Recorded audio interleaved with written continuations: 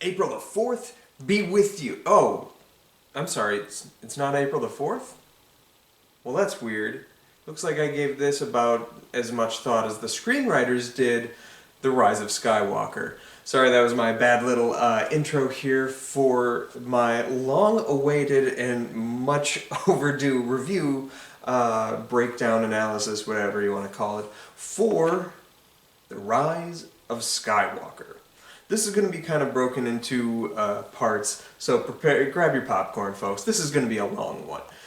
What I'm going to start with is what I've been starting with for the past couple of episode reviews, which is giving you my bare bones thoughts from the night I saw this movie. Now, I had a chance to see this one early, and I chose not to, because I was afraid to watch this movie. I was one of the few people that absolutely loved The Last Jedi. Loved it.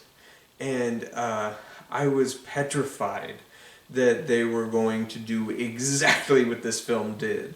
So I waited, and a couple of my friends saw it. I still saw it opening night, but I had an opportunity to see it 2 days early and chose not to. A lot of my friends saw it, and their response, whom I trusted, were, "You're not gonna like it, man." And I think I needed to hear that because I ended up enjoying the movie more than I was anticipating I would. I think the most criminal thing this movie does is it's so goddamn enjoyable while you're watching it that you don't have a chance to function your brain long enough to recognize that what you're watching is absolutely garbage. And that's, I guess, a credit to the filmmaker in a weird way. This is J.J. Abrams helming the movie once more. But I'll get into the minutia of all that. What I want to start with is my initial thoughts from opening night. This is my 2.5-star review for The Rise of Skywalker, Star Wars Episode 9. The Rise of Skywalker is a breathless plunge into the familiar that strikes a perfect balance of containing exactly what is best and worst of this franchise. It has many scenes that are truly inspired and thrilling, but has just as many that I downright loathed. It picks up with some time having passed since The Last Jedi, and in that time, Emperor Palpatine has returned. No genuine answer is given as to why he has returned, except what might be the laziest bit of dialogue ever written. "I died once, but the dark side of the Force is a pathway to many abilities some consider to be unnatural. Regardless, Palpatine's back and has concealed a master plan this whole time, but needs Rey dead to do it. For this, he partners with Kylo Ren and the story kicks off. Kylo Ren reaches out to Rey to team up in an effort to overthrow the Emperor, and rule the galaxy as equals. Rey declines, and what is set in motion is a MacGuffin quest for the ages, as Rey must track down the coordinates of a secret map to the Sith homeworld. Along the way, revelations are made, and how you feel about these revelations will really guide your stance on the film. I was left mostly underwhelmed, but we will come to that. The film concludes with what can be argued as the definitive Star War. Even from that opening paragraph, I stand by everything I said. But Palpatine's return is so incredibly unjustified and unnecessary. The thing is like, these filmmakers didn't know how to operate because they wanted to tell the same story over again that we've already got, which is a redemption story. We already got the redemption of Anakin Skywalker from being Darth Vader. And this movie so desperately wanted to have that same sentiment without earning it that they just gave the same exact plotline to Kylo Ren. Now, this is something that was set up in The Force Awakens that was subverted in Last Jedi, but I argue that it didn't necessarily have to be 100% 100% subverted.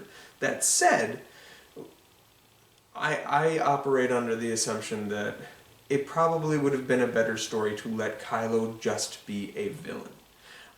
That said, they needed some other big bad in order to have the redemption storyline for Kylo in this. And since Snoke was taken out of the picture, beautifully so, they were left with only Palpatine. And there's no justification for his return. His very return negates everything that this movie is going to try to accomplish. Because if the dead can come back, then all is for nothing. And this movie repeatedly beats you over the head with that by constantly killing characters and immediately buying that back. Because it wants the moment of oh my god, this pivotal character is dead, but it doesn't want to actually commit to killing anybody, so much so that it revives Palpatine, but I have no idea if Palpatine's actually dead. Until Ian McDiarmid actually passes in real life, God forbid, I will never fully believe that he is dead. Because he was definitively fucking dead at the end of Return of the Jedi.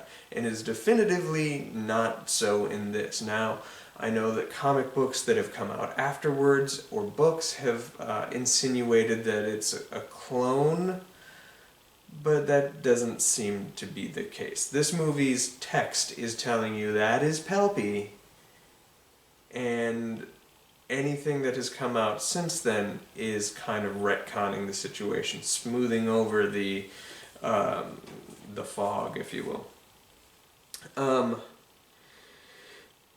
Back to my review from opening day. As you can kind of tell, the screenplay is all over the place. One might even argue that it is the worst screenplay of the series. Not dialogue, mind you, but plot. It is often clashing with the previous films and itself to guide the film to wherever director J.J. Abrams wants to take it. Two major flaws with this film stem from the screenplay, and that it very much panders to select voices in the audience that demand The Last Jedi be retconned, and the fact that it really tries to be The Last Jedi Take 2 while also being Episode 9 and thus crams about 5 hours worth of film into 2.5 hours. The film is breathless, and not in a good way. Sometimes the film needs time to breathe, and the screenplay doesn't allow for that. That said, the film does come together in a few key areas. The use of most of the legacy characters is excellent. Lando is fun. C-3PO and Chewie actually have things to do in this movie. I want to address that further. I'll come back to it. Not R2, though. He lay forgotten in most of this trilogy, which is sad, as Lucas has said that R2 is his favorite character, but the legacy standout is Leia. She has a full character arc and very little screen time that is woven seamlessly into the fabric of the film in a lovely and satisfying way. Leia is one of my all-time favorite characters. That's across film.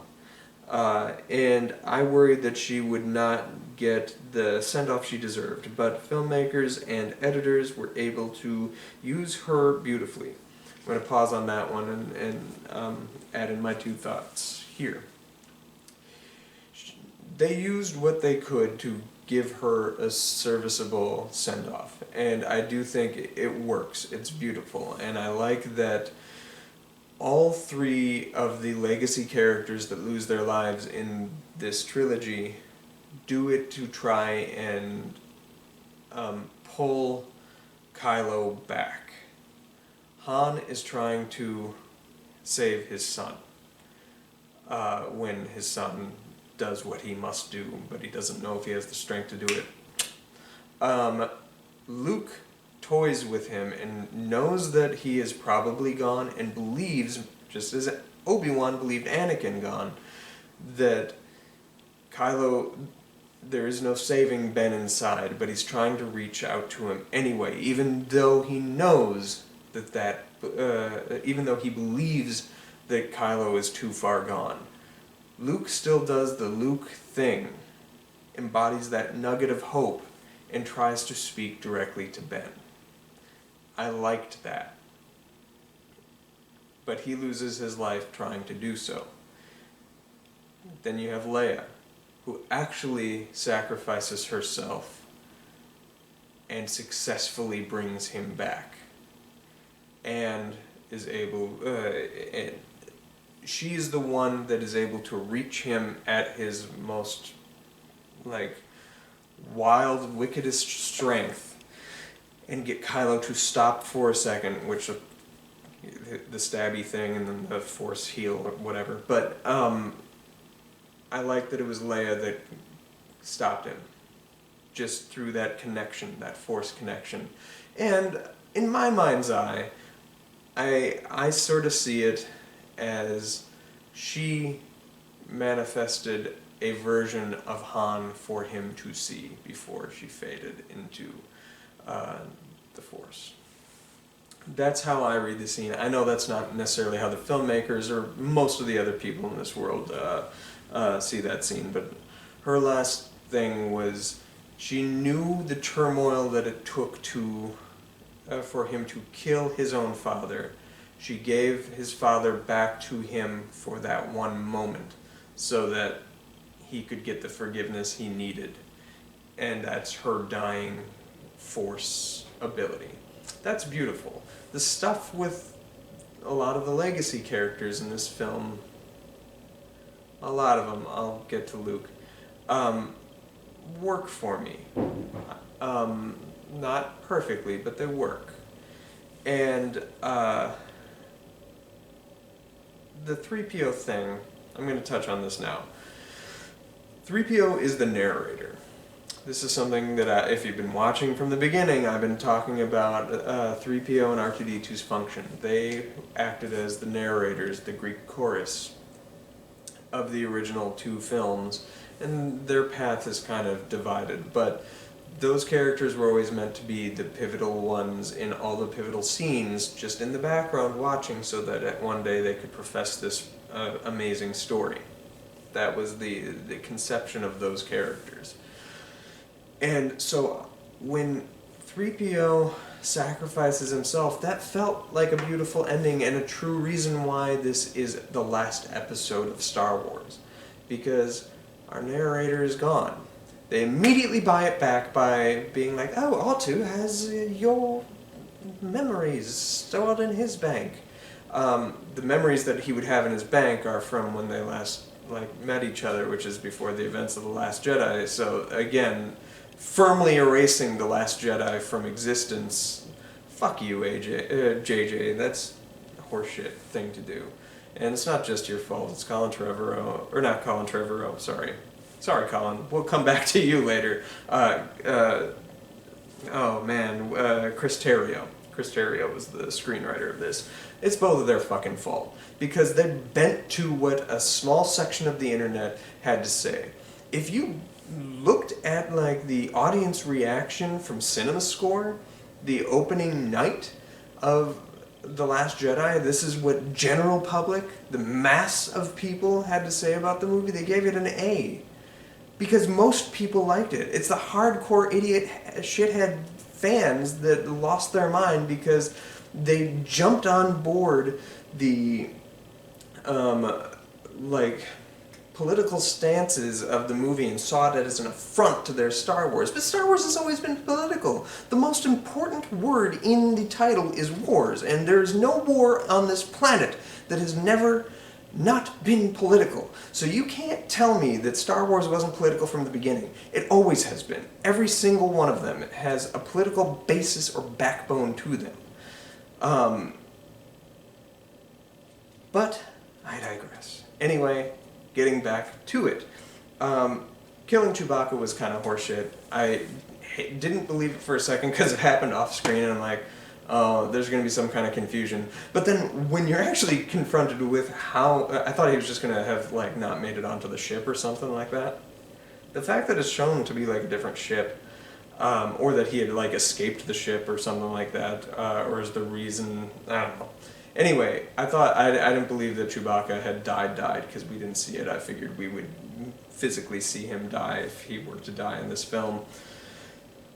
That said, when it's revealed that that was a different ship, that they just looked in the exact same general direction and missed an entire carrier ship That was lazy. This film is lazy screenwriting. Anyway, I'm going to get back to my review from opening night.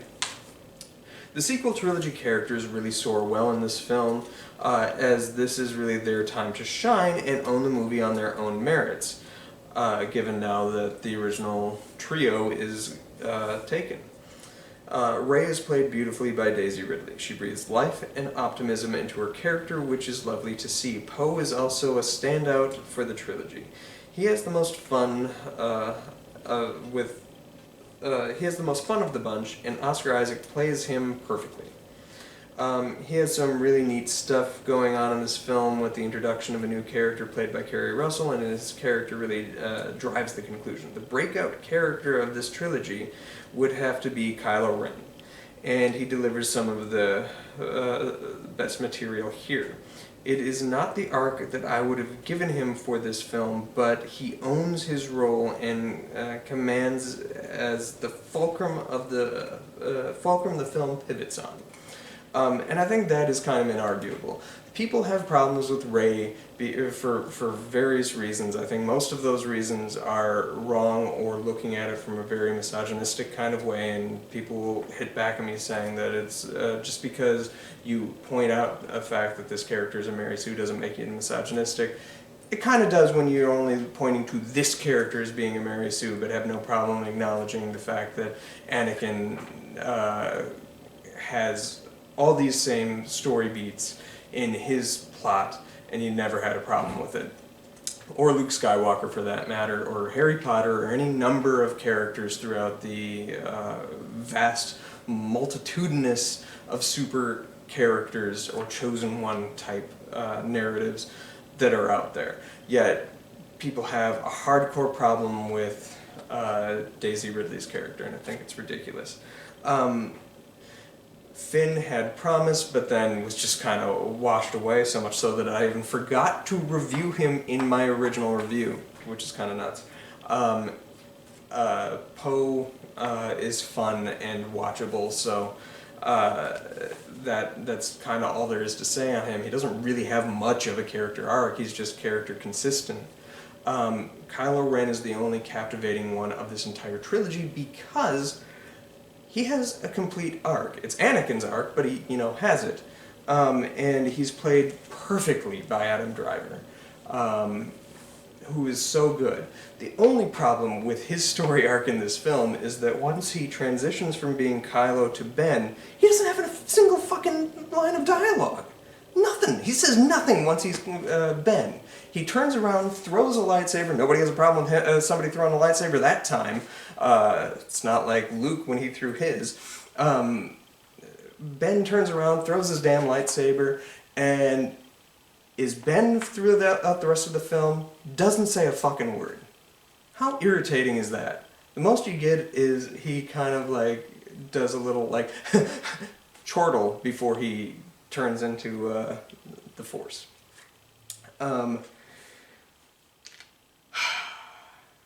I'll keep going. As unnecessary as it was bringing him back, Ian McDiarmid makes for an extraordinary villain in Palpatine. He works so successfully and plays the character so vile that his return almost gets a soft pass. Almost. But really falls apart when applying any thought to his presence. It becomes very plain that Abrams wanted a supervillain, and since Rian Johnson took Snoke out of the equation, he used the only character that made sense for him to use, and he does so, but without any attempt at justification, and it just rings hollow. The plot does tie meaning into his presence in this film to one of the other characters, but that also really hurts the film. That's covered later in the review. I was trying to be non-spoilery in the beginning, and then I got to a very specific point of spoilers. We'll come to it. I have thoughts about the whole Palpatine thing. As far as the final chapters go, it is definitely misguided at times and almost abusive to its predecessor, but does deliver on offering closure to the franchise as a whole.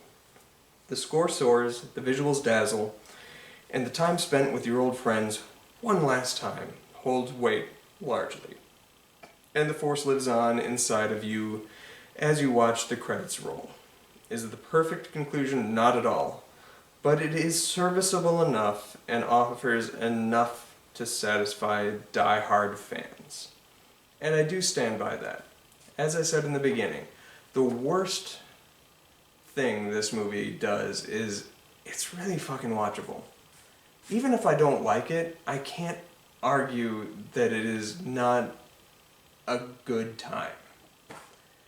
And that hurts, because it's an insult to my intelligence, actively, this whole film.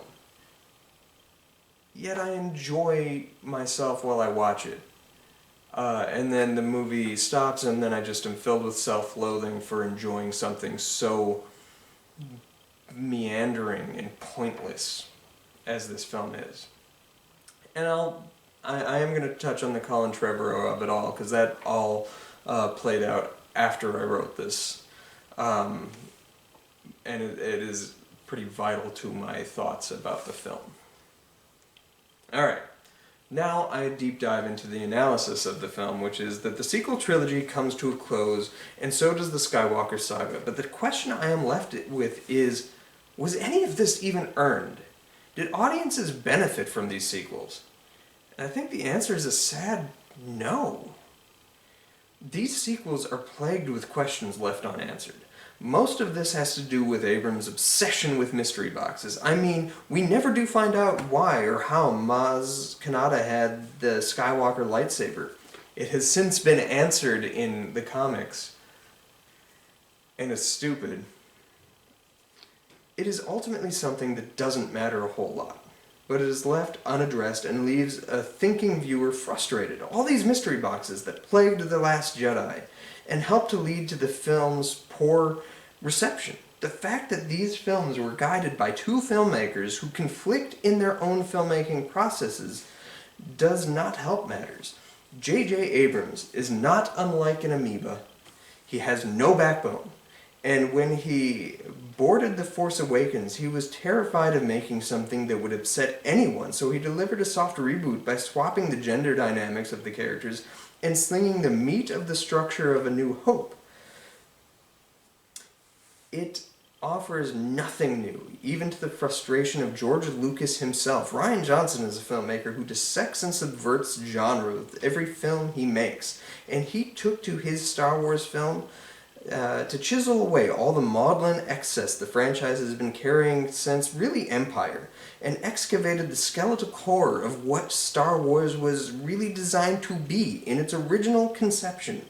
Put another way, you have Abrams, who understands the feeling of what it was like to see Star Wars when he was 10 and impart that feeling on an audience so that they too felt like 10-year-olds in awe.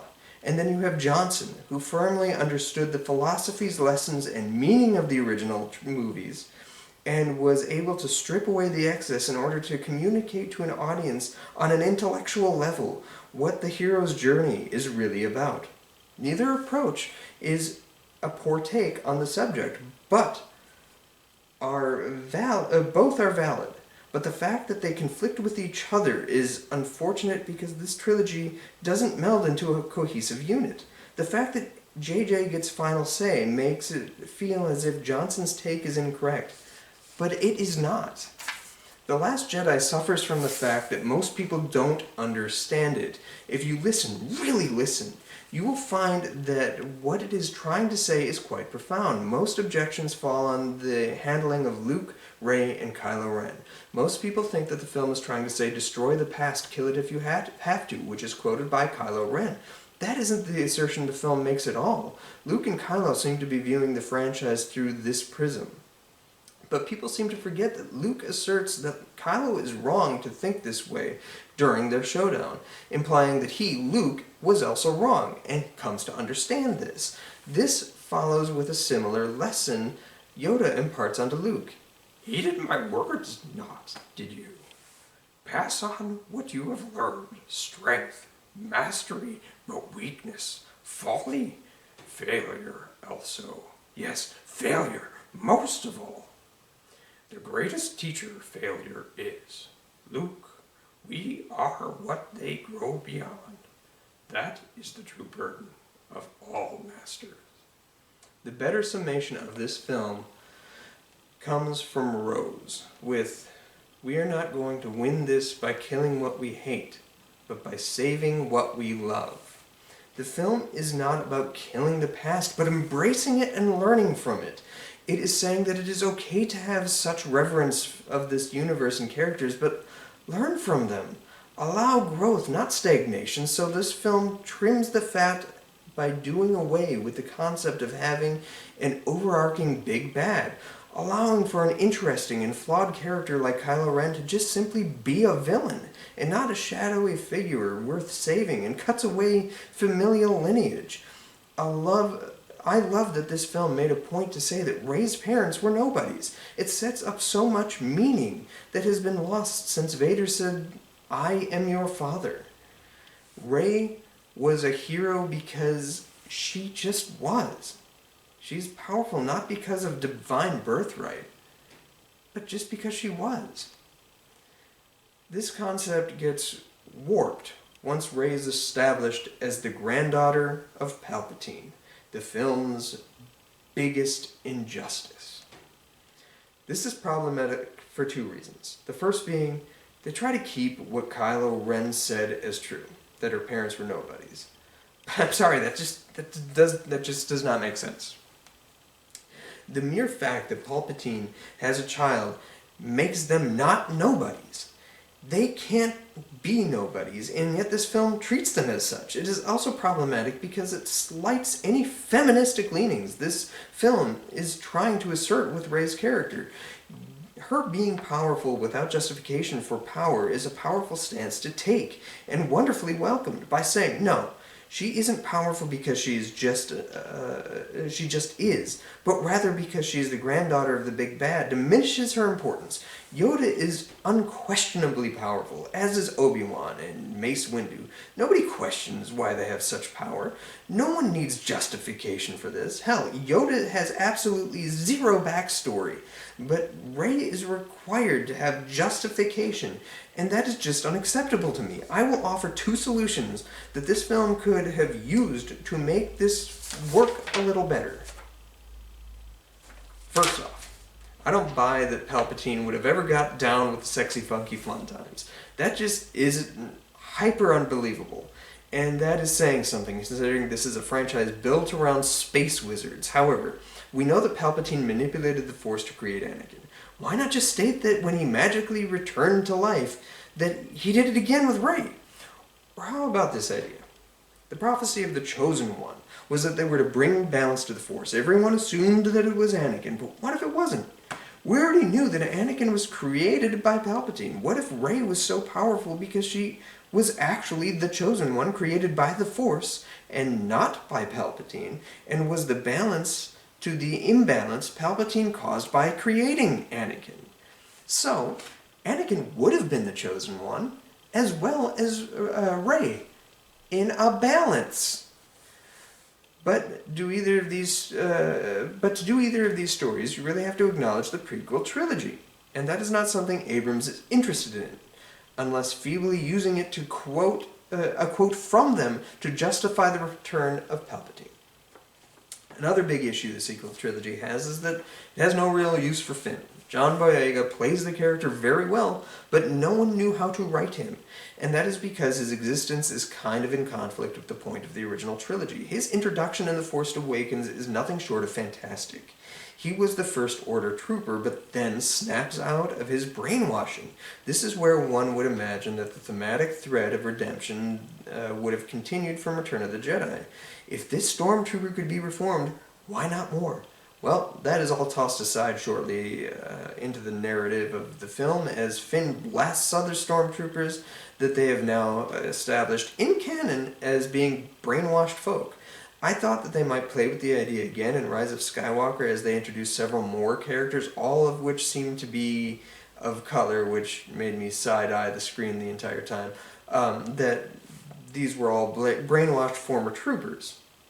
I was like, oh, this is where they do it. Some of the stormtroopers will resist and revolt and turn on Palpy. Yeah, no, that doesn't happen.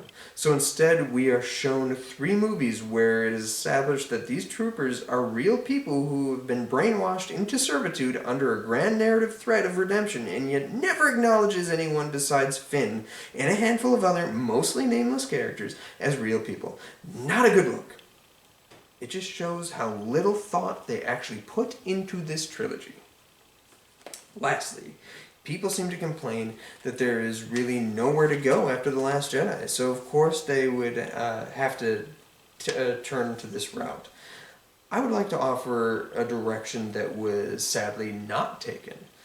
A point that The Last Jedi touched on and was that the Jedi were inherently flawed and misguided group. Their religion was egocentric and had disastrous consequences. Many people in the lead up to The Last Jedi wanted Rey to establish herself as a Grey Jedi. That doesn't really fly for me. What would have been more compelling story would be that Luke finally imparts his full knowledge of the Force and history, using the teachings of the failures as well. And the Jedi teach that love is forbidden, but the suppression of these feelings led to the rise of the Empire, and the embrace of the love allowed for Anakin's redemption. Anakin and Luke were never really Jedi because they refused to embrace a few key conditions that were required as Jedi. Rey seemed to follow in this line of thought. You hit balance, not when you reject all dark and only embrace light, or vice versa. No, you hit balance when you accept both, and do so from the standpoint of love and optimism, or hope, as Rey does through all 3 of these films. She should have shed the Jedi religion, incorporate its teachings and lessons, but rechristen herself as a Skywalker, not in a familial lineage as this film does to her, but in a system of belief. She is no longer a Jedi. She's a Skywalker. That's what she believes in. She believes in a religion all her own, named after, not unlike Christ, which is like where all this is coming from, right? It's all religion, and Christ was a Jew, but we who live in the modern day have separated the Jewish faith and people who follow the Christian traditions and stuff like that call themselves Christians after Christ.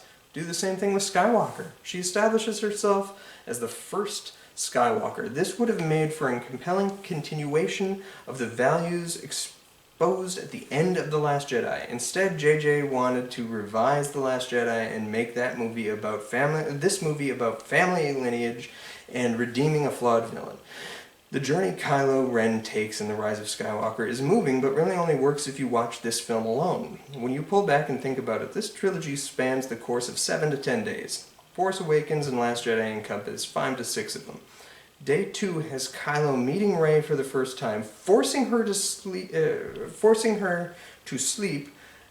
Then when she wakes up to his face and him saying, "I could do anything I want right now," as he tries to penetrate her mind, but she blocks him out with the Force. Super rapey, and yet this is the romantic entanglement that this last movie wants you to invest in.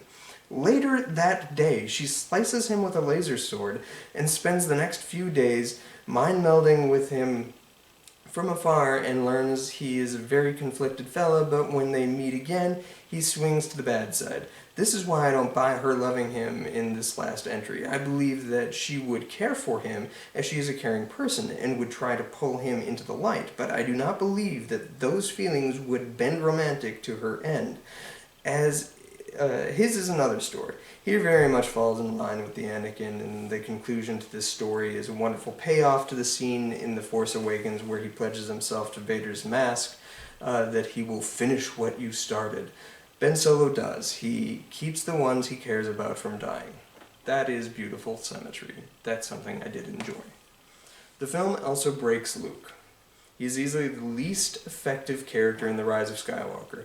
He is a full reversal from The Last Jedi, and not in tone. I think the end of The Last Jedi has Luke being a full reversal from where he starts in The Last Jedi. This 180's from that almost. it strips his character arc in that film of any emotional weight. Hamill kills it because he's Mark Hamill, but his contribution to this film is completely pointless. He doesn't even offer any insight that Rey doesn't already know. His scene wasn't in the movie for Rey. It was there as an apology to The Last Jedi dissenters, and I hated it. I fucking hated Luke in this film. He became my absolute favorite character in The Last Jedi. Luke was a character that, when I was young, I didn't really, gravitate towards. I would grow to gravitate towards him as I got older, but it was The Last Jedi that made me fall fucking in love with Luke Skywalker. And this film bastardizes everything with that. Alright.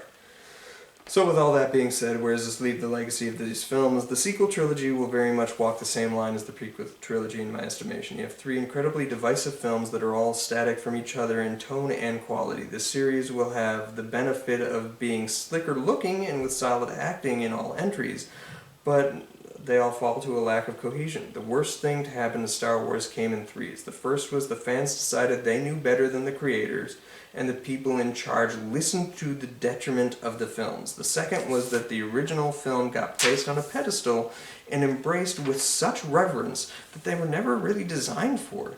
They were flash pulp, but we made them high art, and cried out when each subsequent film didn't recapture that level of art that we thought this series offered, and condemned the films that tried to match pace by being artful in their own narrative approach. And lastly, third, is when fans turned on each other and the franchise for not being able to sustain itself through infighting of the words Star Wars represent. That is my opening night review of the Rise of Skywalker. And I mostly stand by everything I had just said there. As I say, it's fun to watch while you're watching it, but the whole MacGuffin quest is completely pointless. I think the first act of the film kind of works as you're still kind of getting pulled in. I like all the stuff they do with Rey. I like what happens with Poe. Finn seems completely wasted. You could have sidelined him along with Rose, which... why bring her back? You brought her back to make a statement that, no, we're not going to write her out. But you essentially write her out.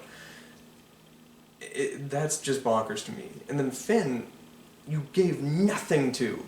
You even tried to in this film. J.J. Abrams has come out after the fact saying that the thing that he keeps trying to tell Rey in this film is that he's Force sensitive too. But he never says it, and the implication isn't strong enough to really be communicated. Some people get it, but some people didn't. It took me 2 viewings before I understood that. And it's not like through the artistry of subtlety. It's just from a lack of communication and not wanting to commit to any big themes. The only big thing the film commits to is giving a family lineage and making this a series of movies about 2 families fighting. The Skywalkers and the Palpatines. And it's really fucked up because Palpatine is already established as being Anakin's father in a roundabout way. He's the one that influenced the midichlorians to create Anakin. Now he's Rey's granddaughter. So when Ben and Rey kiss, it's Luke and Leia kissing all over again. I guess they were consistent with the incesty goodness, but heavens, come on, man. This film is bad, and it's only bad because of the screenplay, and the fact that you have a filmmaker without a backbone helming it. He does a good job. J.J. Abrams is great with a camera. He makes visually dazzling movies. He is really great with actors. He can pull performance from even the most mediocre actors. But he is petrified of having his own thoughts. And that's been the case forever. The only thing he's ever made where he's put his own firm stamp on it without any other guidance would be Felicity. And Felicity is a movie, or a TV show about a confused girl who goes on this big quest to find out exactly where she started. And yeah, I don't know, man. Yeah, I'm not a big fan of this movie. This film doesn't even have the backbone to give us the Force ghost that we need. Like, everybody, if you're going to be fan servicey, and you're going to bring back Anakin and Qui-Gon and Mace Windu and finally give us an on-screen Ahsoka Tano, and you're going to give us all these other characters, bring Aayla Secura back and stuff like that, show them to us in person, their physical forms. You have all these Force people talking, but you didn't bring them back. And there was no reason not to. She was in the astral plane seeing things. She could have seen all of them. It would have cost nothing, really, to do that. Because you already had these people. Like, that was frustrating. And that scene, when I say that this is the worst screenplay ever written for Star Wars, maybe the dialogue isn't so bad, I'm not even going to commit to that. Because this movie has the worst line in any movie. Worse than the, like, I hate sand line. It has, I am all the Sith, and I am all the Jedi. An adult wrote two people wrote this movie. Two adult human beings wrote that line. They got paid for it. Probably a lot of money. That happened in real life.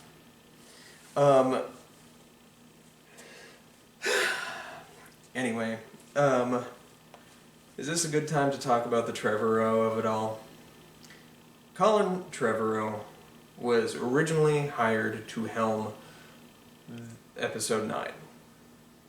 And then he made, was his movie The Book of Henry, and the world turned on him. And they turned on him slightly before that too, because he, in examining Jurassic World and its sequel, they both are pretty shoddy movies, unable to stand on their own feet in a lot of ways. Jurassic Park is another conversation altogether, and maybe it's one that I'll have sometime, but he was the one originally tasked to helm this movie, and because of such vitriolic response to the Book of Henry, he was let go from the project, and that's when JJ came back in. And in my mind's eye, I was like, that's probably an alright thing, because I was not a big Trevorrow fan. I understood why he would have been the one given the chance to direct this final movie, because what works best with Jurassic World is the last act is really fucking fun. He knows how to stick a landing when it comes to like action set pieces, so I was like, yeah, I guess that makes sense. But I was not too upset when he was let go. Until about a month after this film came out in theaters, The Rise of Skywalker, his original script leaked online. This script I have. I downloaded it and printed it out and read it. And as much as I like Jenny Nicholson, if you look it up online, you can find out what was supposed to be in this screenplay. Jenny Nicholson is funny. I like her a lot, but she's always got a negative slant because that's where her sense of humor really relies on, like abject sarcasm, and she kind of tears down that screenplay in almost unfair ways, to some extent. I urge you to try and track down the original screenplay if you can, because it is really good by comparison. I don't think it's perfect. I think at the end of the day I would give it a really strong 3 stars, maybe 3.5, just because of how well this story treats Luke, treats Rey, treats Kylo, treats Finn. It's a much better story. It was called Duel of the Fates. They would have had to work around the Leia thing, because Leia's pretty pivotal. Her big scene in it was what happens in the very first Star Wars movie? Leia stands before Obi-Wan and says, "You are our only hope." She was to, in the middle of this film, get projected by R2 to the entire galaxy and basically reach out saying, years ago I served you as a senator of the Grand Republic or whatever, and you are our only hope. We need you now for this final fight. Large chunks of this movie were going to take place on Coruscant and Mortis, pulling in the prequels, pulling in the Clone Wars. Rey was very much acting of her own accord.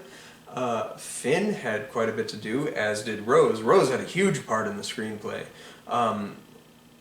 Finn was responsible, and it's funny that I mentioned it in my reviews, which laying on the floor right now.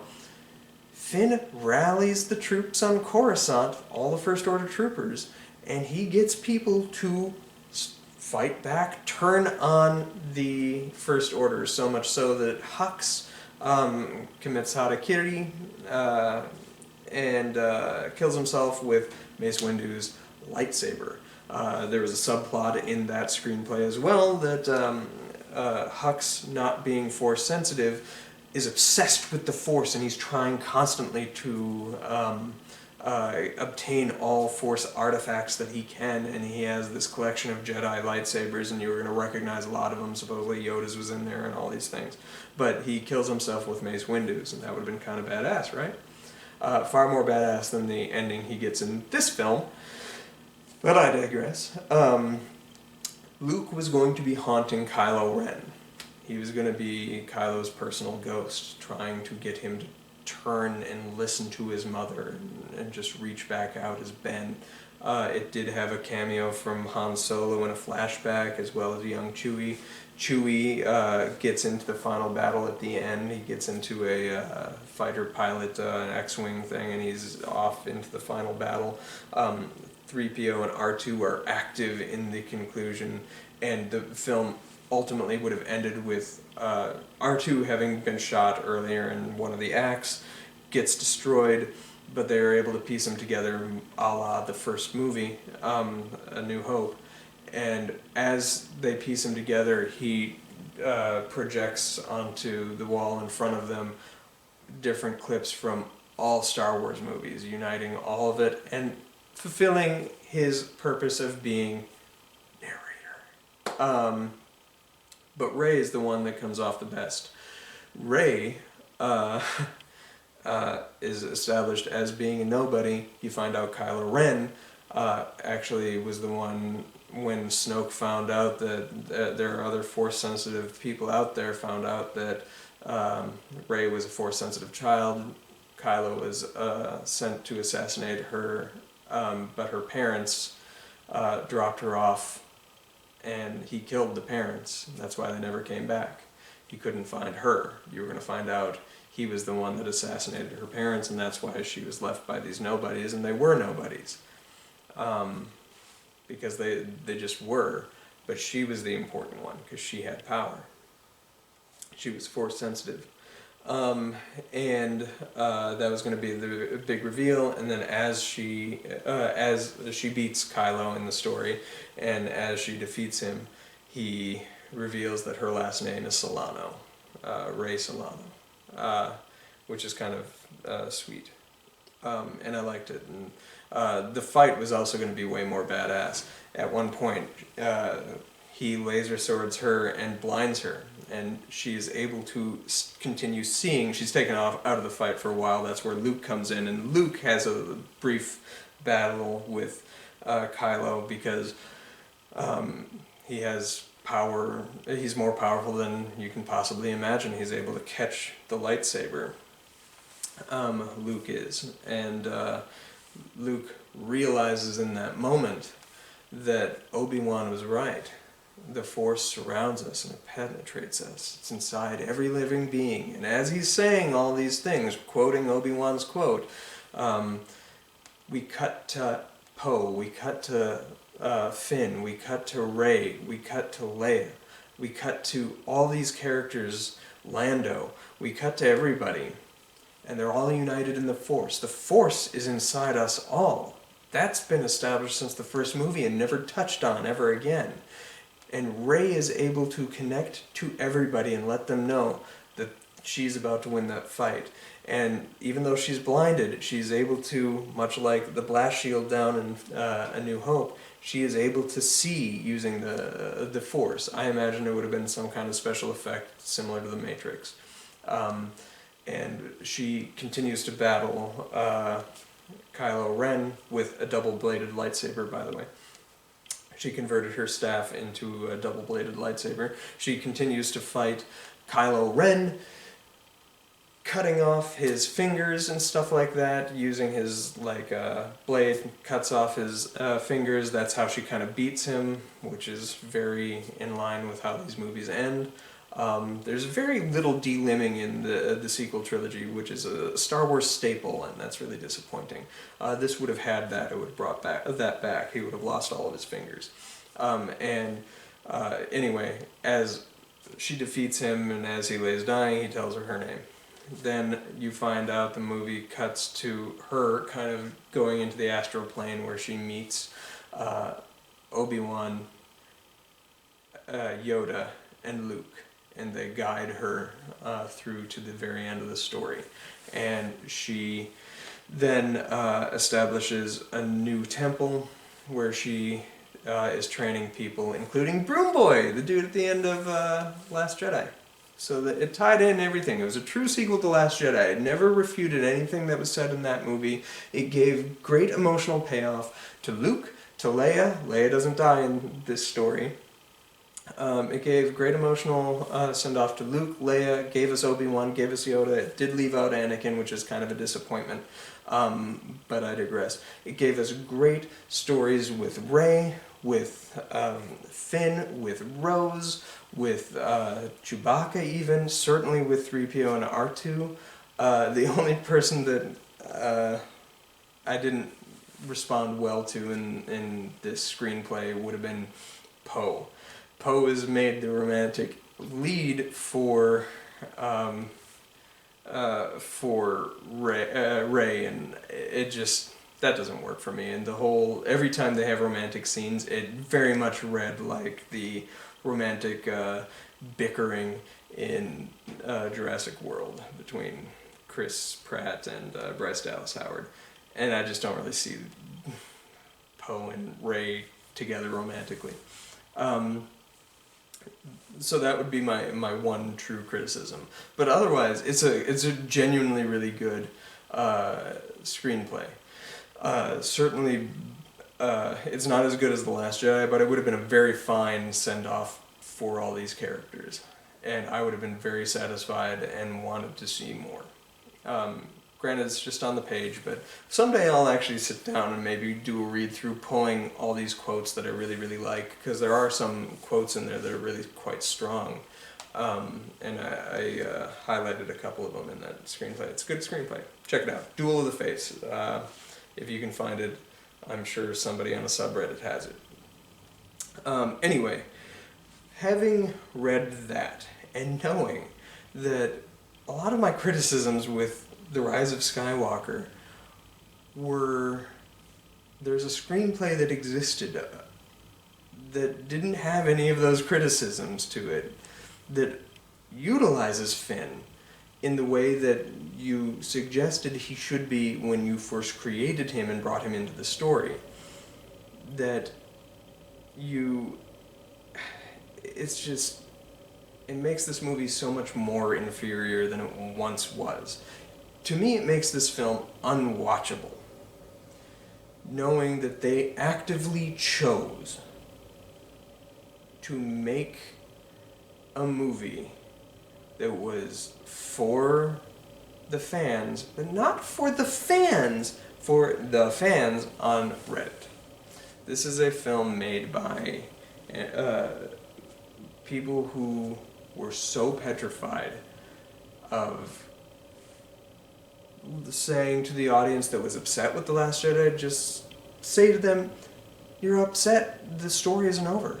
They might have been, and probably would have been satisfied, had they found out that she was a nobody, but Kylo was tied to her from the beginning.